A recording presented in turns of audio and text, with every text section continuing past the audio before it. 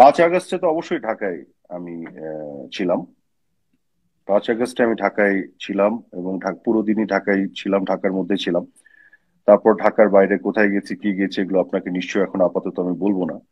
এক আর দ্বিতীয় আরেকটি কি জানি বললেন, গ্রেফতারের যেটা, ওইটাও তো একটা জি। নাটক ছিল। আচ্ছা। কারণ তারা যখন বলছে যে আমাকে গ্রেফতার করেছে, আমি লাইভে দেখছি টিভিতে যে ডিবি অফিসের সামনে প্রচুর পুলিশ, সামনে অনেকগুলি আপনার টেলিভিশন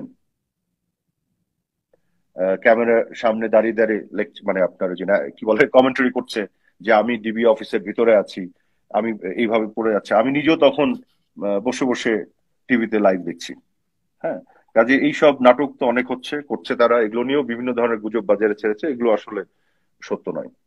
তবে এই মুহূর্তে আমি এতটুকুই বলতে পারি, আমি সেফ আছি, সিকিউর আছি। সামনে তো ভাই নির্বাচনের বিষয়ে অনেক আলোচনা শোনা যাচ্ছে। নির্বাচন কবে হবে, কিভাবে হবে, এগুলো নিয়ে তো সরকারের দিক থেকে একটি প্রবণতা খেয়াল করা যাচ্ছে, তারা বারবার উপদেষ্টারা বলার চেষ্টা করছে যে আগে সংস্কার। তো সংস্কারের তো আসলে শেষ নেই, বা সংস্কারের কোনো নির্দিষ্ট সময়ও তারা বলছে না, কিন্তু তারা যেটা বলার চেষ্টা করছে যে আগে সংস্কার, এরপরে তারা নির্বাচনের দিকে যাবে। তো আসলে আওয়ামী লীগ নির্বাচন নিয়ে কি ভাবছে, বা নির্বাচন এলে আওয়ামী লীগের অংশগ্রহণ নিয়ে আপনাদের মধ্যে কি ধরনের আলোচনা আছে? শুনুন, সংস্কার নিয়ে কিন্তু তারা বলেছে, একটা সময় দিয়েছিল কিন্তু, যে 3 মাসের মধ্যে সংস্কার কমিশনগুলি রিপোর্ট দিবে। রিপোর্ট দেওয়ার পরে তারা বিভিন্ন স্টেক হোল্ডারদের সাথে কথা বলবে, এবং সেগুলো বললে ধরেন আরো 2-3 মাস লাগবে ম্যাক্সিমাম। তো 6 মাস গেল। তারপরে আপনার নির্বাচনে কিছু প্রস্তুতির ব্যাপার আছে।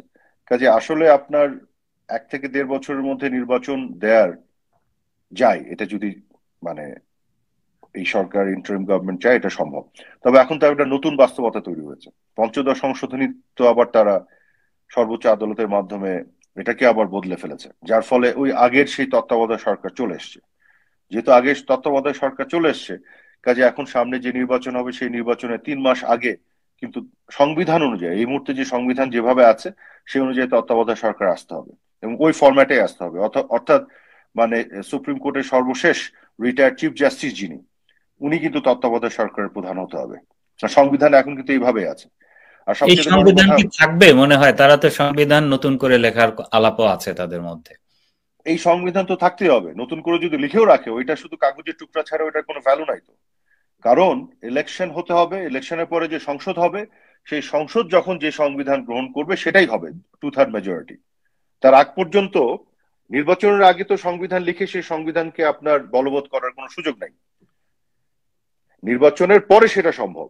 তো এখন তারা যে যদি সংবিধান লেখে, সেটা তৈরি করে কাগজ, এটার কোনো ভ্যালু নাই। রিয়েল সংবিধান যেটা আমাদের আছে সেটাই সংবিধান। এবং সেই সংবিধান এই মুহূর্তে যেটা বলে, সর্বোচ্চ আদালতের রায়ের পরে তত্ত্বাবধায়ক সরকার আছে। তখন তারা আওয়ামী লীগকে দোষ দেয় যে আওয়ামী লীগ তত্ত্বাবধায়ক সরকার সরিয়ে দিয়েছিল, দিয়ে নির্বাচন করেছে। তো আওয়ামী লীগের 2008-এর ডিসেম্বরে যে নির্বাচন হয়েছিল, যে নির্বাচন নিয়ে তো কোনো বিতর্ক নাই, সেই হুম। নির্বাচনে নির্বাচিত সংসদ কিন্তু তত্ত্বাবধায়ক সরকার সাংবিধানিক ভাবেই সরিয়েছিল। তত্ত্বাবধায়ক সরকার চলে যাওয়ার পরে আওয়ামী লীগের অধীনে নির্বাচন হয়েছিল। সেটা নিয়ে তাদের যদি সমালোচনা থাকে, তাহলে আজকে সর্বোচ্চ আদালতের রায় যদি তত্ত্বাবধায়ক সরকার আবার ফিরে আসে, তা তত্ত্বাবধায়ক সরকার সংবিধানে রেখে তত্ত্বাবধায়ক সরকারকে বাইপাস করে তো আর নির্বাচন করা যাবে না, তাহলে তো এটা আরো বড় অন্যায় হবে, তাই না? হুম। আমরা তো তত্ত্বাবধায়ক সরকারকে সংবিধান থেকে সরিয়েছিলাম, সাংবিধানিক প্রক্রিয়ায় সরিয়েছিলাম, সাংবিধানিক প্রক্রিয়াতে এবং সংসদের প্রক্রিয়ার মাধ্যমে। এবং ওই সংসদ নিয়ে তো বিতর্ক ছিল না। আমি ধরে নিলাম ঠিক আছে, আপনি 2014 সালে 18 সালের নির্বাচনের পর সংসদ নিয়ে বিতর্ক করবেন, কিন্তু 2008 সালের নির্বাচিত এই সংসদ, সেই সংসদ তো লেজিটিমেটলি তত্ত্বাবধায়ক সরকার সরিয়েছিল সংবিধান থেকে, সাংবিধানিক প্রক্রিয়ার মধ্য দিয়ে। এটা হুম। চলে যাওয়ার পরে আমরা তত্ত্বাবধায়ক সরকারের বাইরে দলীয় সরকারের অধীনে নির্বাচন করলাম। কিন্তু এখন তো তত্ত্বাবধায়ক সরকার ফিরে এসছে, এটাকে সংবিধান রেখে আপনি এটাকে অবজ্ঞা করে নির্বাচন করবেন গায়ের জোর করে, তাহলে তো এটা আরো অনেক বড় মানে অপরাধের জায়গায় চলে যায়। আর এই সরকার যে ইন্টারিম গভর্নমেন্ট, তারা তো তত্ত্বাবধায়ক সরকার না, তারা তো অন্তর্বর্তীকালীন সরকার। এখন তারা আবার আহ, তাদের রাজনৈতিক দলও তৈরি করবে। তো তাদের যদি রাজনৈতিক দল তৈরি হয় এই ছাত্রদের, সেই রাজনৈতিক দল তাহলে ছাত্রদের দল, এবং এরা আবার এই সরকারকে নিয়োগ দিয়েছে, এদের নিয়োগকর্তা। তো তত্ত্বাবধায়ক সরকারের পক্ষে কথা বলে এই লোকগুলা, যারা বিভিন্ন কমিশনের চেয়ারম্যান এবং সদস্য। তো তত্ত্বাবধায়ক সরকারের স্পিরিটটা কি? যে দলীয় সরকারের অধীনে তারা নির্বাচন মনে করে হয় না। তো তাহলে তো দলীয় সরকারের অধীনে তো নির্বাচন হয়ে যাবে যদি ইন্টারিম গভর্নমেন্টের অধীনে নির্বাচন হয়, কারণ তাদের তো তখন দল আছে। কিন্তু তাই তারা না? বলছে যে তাদেরকে এই যে আওয়ামী লীগের যে অপশাসন দুঃশাসন এর বিরুদ্ধে জনগণ তাদেরকে ম্যান্ডেট দিয়েছে, ফলে তারাই এখন আসলে জনগণের প্রতিনিধি, ফলে তারা তো রাজনৈতিক দল করুক আর সরকার চালাক, সেগুলোতে তো দেশের মানুষের সমর্থন আছে। কতদিনের জন্য ম্যান্ডেট দিয়েছে জনগণ? এটা তো চলবে, বলেন। মানে মানে সারা জীবনের জন্য জনগণ জনগণ তো ম্যান্ডেট দিয়েছে? জনগণ তো মেয়াদ বেঁধে দেয়নি। তার মানে জনগণ সারা জীবনের জন্য ম্যান্ডেট দেয়নি। যদি ধরেও নেই ম্যান্ডেট দিয়েছে বিপ্লবের মাধ্যমে, তারা যেটা বলে, হ্যাঁ, তারা অন্তর্বর্তীকালীন সরকার করেছে, কিন্তু কতদিনের জন্য দিয়েছে এই ম্যান্ডেট তো তারা জানে না। তার মানে একটা নির্বাচন হতে হবে। তার মানে যে নির্বাচন যখন হবে তখন জনগণ আবার নতুন ভাবে ম্যান্ডেট দিবে, তাই তো? তো সেই নির্বাচনটা আপনি কিভাবে করবেন? আপনি দল গঠন করবেন, কিংস পার্টি, আপনার দল ক্ষমতায়, আপনি সেই দল নির্বাচন করবেন, তাহলে আপনি তো এটারই বিরুদ্ধে এতদিন কথা বলে এসছেন, দলীয় সরকারের অধীনে নির্বাচন করা যাবে না। আবার আপনি কি করেছেন? সর্বোচ্চ আদালতের রায়ে তত্ত্বাবধায়ক সরকারের সেই ফরম্যাটটাকে আপনি সংবিধানে ফিরিয়ে এনেছেন। তার মানে হচ্ছে যে আপনি একটা চূড়ান্ত লেভেলের দ্বিচারিতা এবং হ্যাপোক্রেসির সাক্ষ্য রেখে যাচ্ছেন। দিনের পর দিন, মাসের পর মাস, যা যা বলেছেন ঠিক তার উল্টা কাজগুলি করছেন আপনি। হ্যাঁ। তবে এই যে দল গঠনের কথা বলা হচ্ছে, তো তারা তো বলে যে দেশের মানুষ তাদের সঙ্গে, তো এই ছাত্ররা যদি দল গঠন করে সেই দলকে নির্বাচনে আপনারা মোকাবেলা করতে পারবেন? দেখুন, দল গঠন নিয়ে আমার কোনো আপত্তি নাই, কিন্তু আমার ব্যক্তিগত প্রশ্ন, যে কোনো আহ, সংগঠিত হয়ে বাংলাদেশের জনগণের বা ছাত্রদের বা যে কোনো কমিউনিটি বা যে কোনো পেশার মানুষের দল গঠনের অধিকার আছে তো। এটা তো অসাংবিধানিক না, বেআইনি না। আমার কথা হলো যে কেউ দল গঠন করতে পারে, কোনো সমস্যা নেই। দল গঠন করুক, নির্বাচনে আসুক, ভালো কথা। তো এটা গণতান্ত্রিক প্রক্রিয়াতেই তো এটা হবে, তাতে আমার কোনো সমস্যা নাই তো। আমার কথা হলো আপনি দল গঠন করবেন, যারা দল গঠন করছেন তারাই আবার সরকারকে নিয়োগ দিয়েছেন। আপনার নিয়োগপ্রাপ্ত সরকারের অধীনে আপনি দল গঠন করে আপনি ওই আপনার অধীনে নির্বাচনে আপনি ইলেকশন করবেন। তাহলে যে তত্ত্বাবধায়ক সরকারের যে স্পিরিটটা, সেটাকে তো আপনি ভাঙছেন, এবং যেটার পক্ষে এতদিন আপনি কথা বলেছেন, আমাদের সমালোচনা করেছেন, তাই না? আমার আমার প্রশ্ন দল গঠন নিয়ে না, দল গঠন করুক, দল গঠন করলে ভালো। দল গঠন করে রাজনীতির ময়দানে সরাসরি আসলে এটা ভালো। বিভিন্ন এনজিও চালিয়ে, এনজিও থেকে হুট করে সরকারে এসে, ক্ষমতায় এসে বিভিন্ন লেকচার দেওয়াচ্ছে। দল গঠন করলে হবে কি, বাংলাদেশের তৃণমূলের রাজনীতির যে কঠিন বাস্তবতা সেটার একটা উপলব্ধি সবারই ঘটবে। কত ধানে কত চাল, এটা বোঝা যায় তখন। রাজনীতির কঠিন বাস্তবতা থেকে অনেক দূরে দাঁড়িয়ে থেকে ওই দুই চারটা এনজিওর অফিস চালে বড় বড় লেকচার দেওয়া যায়, কিন্তু রিয়েল রিয়েল ওয়ার্ল্ডে এসে আসতে গেলে ওইখানে থেকে তখন বোঝা যাবে যে বিষয়গুলি আসলে কতটা কঠিন। ভাই, তো সেই কঠিন বাস্তবতায় আসুক আওয়ামী লীগ সবাই, আমি চাই। আওয়ামী লীগ তো 1949 সালে প্রতিষ্ঠিত পুরনো একটি ঐতিহ্যবাহী দল। তো এই যে দল আওয়ামী লীগ কিন্তু এদেশের পাকিস্তান আমল থেকে শুরু করে পরবর্তী বাংলাদেশ, স্বাধীন বাংলাদেশে বিভিন্ন গণতান্ত্রিক আন্দোলনে আওয়ামী লীগ সামনে থেকে নেতৃত্ব দিয়েছে। তো মানুষের মানুষের একটা সমর্থন বরাবরই আওয়ামী লীগের উপরে ছিল। কিন্তু এবার এই প্রথম 2024 সালে এসে আমরা দেখলাম যে একটি বিপুল জনগোষ্ঠী আওয়ামী লীগের বিরুদ্ধে মাঠে নেমে গেল। তো এই যে এত বছর পরে, প্রতিষ্ঠার 75 বছর পরে এই প্রথমবারের মতো আওয়ামী লীগ এই যে একটা জনগণের মুখোমুখি হয়ে গেল। আওয়ামী লীগ কিন্তু সামরিক সরকারের বিরুদ্ধে লড়েছে, পাকিস্তানি শাসকদের বিরুদ্ধে লড়েছে, মুক্তিযুদ্ধে নেতৃত্ব দিয়েছে, কিন্তু জনগণের মুখোমুখি কখনো হতে হয়নি। এই পরিস্থিতি কেন তৈরি হলো? দেখুন, এখানে যেটা হয়েছে, এখানে তো একটা বিষয় মানতে হবে যে আমাদের তো কিছু ভুল ভ্রান্তি ব্যর্থতা অবশ্যই ছিল।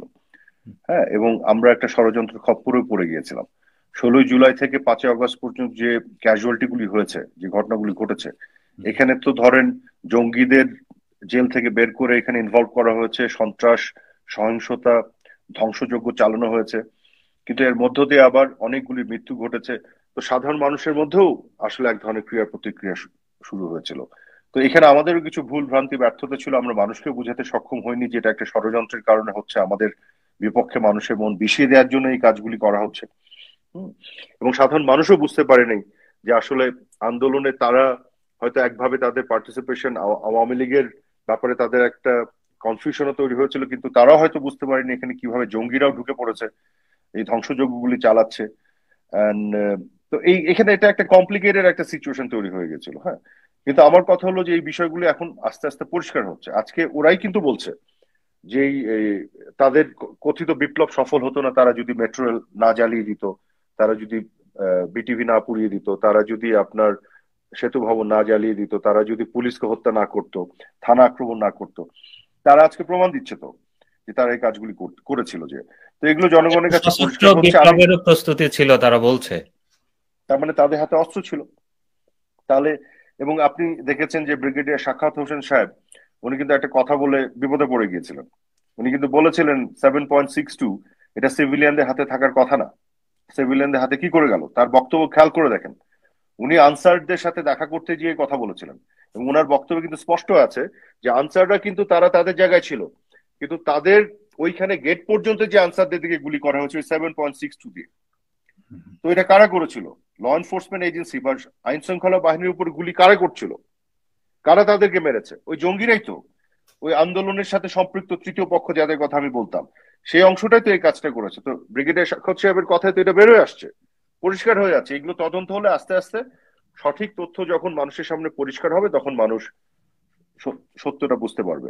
এবং আপনি তারপরে আপনি দেখেন, জি, নির্বাচন হোক, মানুষ কাকে চায় মানুষের উপরে ছেড়ে দিতে চাই আমি।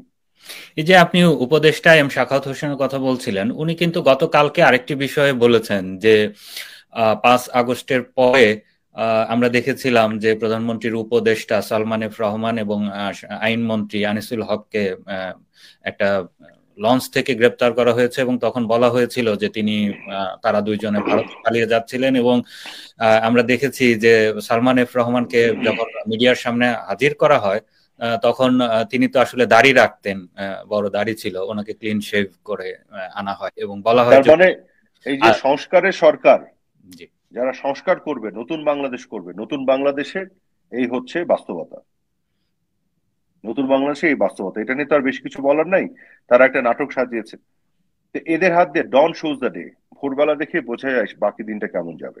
তো এই তো হচ্ছে এদের বাস্তবতা। এখন সাক্ষাৎ সাহেব ভুল করে না কি কারণে এসব সত্যগুলি মাঝে মধ্যে বলে ফেলেন, একবার বিপদে পড়েছেন, এখন আবার কোন বিপদে পড়বেন আল্লাহ জানে। তো আরো সত্য বের হবে এরকম, যে এই তথ্য মন্ত্রণালয় অফিসে যে যে আগুনটা লাগলো, এগুলো কেন লেগেছে, কারা লাগেছে, কি কারণে করেছে, এগুলো আস্তে আস্তে বের হবে। হুম। আফাত ভাই, আমরা প্রায় শেষ পর্যায়ে চলে এসেছি। তো যাবার আগে আহ, একটা বিষয় খুব আলোচিত এবং আমার কাছে বারবারই প্রশ্ন আসে, এবং আপনি প্রথম যেদিন লাইভে এসেছিলেন আমাদের সঙ্গে ইউটিউব এবং ফেসবুকে অসংখ্য শতাধিক প্রশ্ন আসে এই এই বিষয়টিতে, যে আসলে আপনি দেশে আছেন কিনা, বা আপনাকে গ্রেপ্তার করা হয়েছিল কিনা, বা আপনি আহ কোথায় আছেন। তো আপনি আপনার নিরাপত্তা বিঘ্নিত না করে যদি এই প্রসঙ্গে আসলে আপনি 5 আগস্টে ঢাকায় ছিলেন কিনা বা এখন আছেন কিনা, এই সব বিষয়ে যদি কোনো মানে কিছু যদি বলার থাকে আর কি। 5 আগস্টে তো অবশ্যই ঢাকায় আমি ছিলাম। 5 আগস্টে আমি ঢাকায় ছিলাম, এবং পুরো দিনই ঢাকায় ছিলাম, ঢাকার মধ্যে ছিলাম। তারপর ঢাকার বাইরে কোথায় গেছি কি গেছি এগুলো আপনাকে নিশ্চয়ই এখন আপাতত আমি বলবো না। এক আর দ্বিতীয় আরেকটি কি জানি বললেন, গ্রেফতারের যেটা, ওইটাও তো একটা জি, নাটক ছিল। আচ্ছা। কারণ তারা যখন বলছে যে আমাকে গ্রেফতার করেছে, আমি লাইভে দেখছি টিভিতে যে ডিবি অফিসের সামনে প্রচুর পুলিশ, সামনে অনেকগুলি আপনার টেলিভিশন, ক্যামেরার সামনে দাঁড়িয়ে দাঁড়িয়ে মানে আপনার যে কি বলে কমেন্টারি করছে যে আমি ডিবি অফিসের ভিতরে আছি, আমি এইভাবে পড়ে যাচ্ছে। আমি নিজেও তখন বসে বসে টিভিতে লাইভ দেখছি। হ্যাঁ, কাজে এইসব নাটক তো অনেক করছে তারা। এগুলো নিয়েও বিভিন্ন ধরনের গুজব বাজারে ছেড়েছে, এগুলো আসলে সত্য নয়। তবে এই মুহূর্তে আমি এতটুকুই বলতে পারি, আমি সেফ আছি, সিকিউর আছি। কারণ হচ্ছে কি, আমি একটা জিনিস আপনাকে বলি যে আপনার মানে যখন পরিস্থিতি এমন তৈরি করলো তারা, যে পুরো জঙ্গিদের ছেড়ে দিল। আমরা যারা অসাম্প্রদায়িক রাজনীতি করেছি, মুক্তিযুদ্ধের চেতনার রাজনীতি করেছে, আমাদের জন্য একটা ঝুঁকির পরিবেশ তৈরি করা হয়েছিল। জঙ্গিদের ছেড়ে দিয়ে, এবং জঙ্গিদের তো আমরা সবসময় টার্গেট ছিলাম। সেই বাস্তবতায় আমাদেরকে অবশ্যই নিজেদের সেফটির জন্য নিজেদেরকে নিরাপদ জায়গায় নিতে হয়েছে। কারণ আমরা তো ধরেন, এটা তো বীরত্ব দেখানোর বিষয় না যে আপনি বোকার মতন জীবন দিবেন, তাই না? তো আপনার কি করতে হবে সেই সময়? আপনার নিজেকে সেফ সিকিউর করতে হবে, নিজেদের আশেপাশে যারা আছে দলের নেতা কর্মী যতটা পারা যায় তাদের নিরাপত্তা নিশ্চিত করা, এবং পরে নিজেরা রিঅর্গানাইজড হয়ে আবার এই লড়াইয়ে ফিরে আসা। সেটাই তো হচ্ছে আমি মনে করি যে বুদ্ধিমানের কাজ। তা আমরা সেই প্রক্রিয়ার মধ্য দিয়েই আছি। জি, আফাত ভাই আপনাকে অনেক ধন্যবাদ আমাদেরকে সময় দেওয়ার জন্য। নিশ্চয় আগামীতে আবার অন্য কোনো বিষয় নিয়ে আপনার সঙ্গে আমরা আবারও এই অনুষ্ঠানে দর্শকদের মুখোমুখি হব। সে পর্যন্ত ভালো থাকুন।